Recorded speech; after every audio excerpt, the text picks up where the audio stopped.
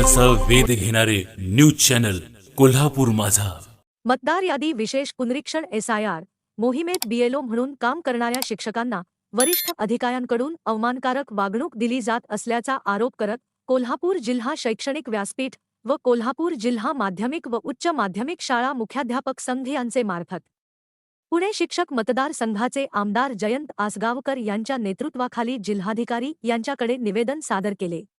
निवासी जिल्हाधिकारी गजानन गुरव यांनी निवेदन स्वीकारले। निवेदनात म्हटले आहे की केंद्रीय निवडणूक आयोगाच्या निर्देशानुसार महाराष्ट्रात विशेष मतदार यादी पुनरीक्षण मोहीम सुरू असून हजारो शिक्षक BLO म्हणून काम करत आहेत।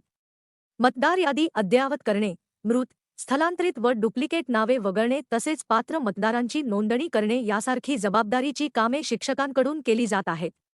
या प्रक्रियेत शिक्षकांना मोठ्या प्रमाणावर मानसिक ताण सहन करावा लागत असल्याचे निवेदनात नमूद करण्यात आले आहे।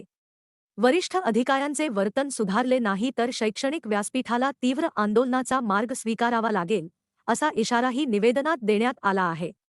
यावेळी पुणे शिक्षक मतदार संघाचे आमदार जयंत आसगावकर, शैक्षणिक व्यासपीठाचे अध्यक्ष SD लाड, शिक्षक नेते दादासाहेब लाड, मुख्याध्यापक संघाचे सचिव RY पाटील, बाळ डेळेकर, खाजगी शिक्षक संघटनेचे भरत रसाळे, राज्य शिक्षक संघाचे राजाराम वरुटे, खाजगी शिक्षक महासंघाचे राजेंद्र कोरे, माध्यमिक शिक्षक संघाचे राजेश वरक, कोल्हापूर महानगरपालिका शिक्षक संघटनेचे नेते सुधाकर सावंत, उमेश देसाई यांच्यासह पदाधिकारी व कार्यकर्ते उपस्थित होते।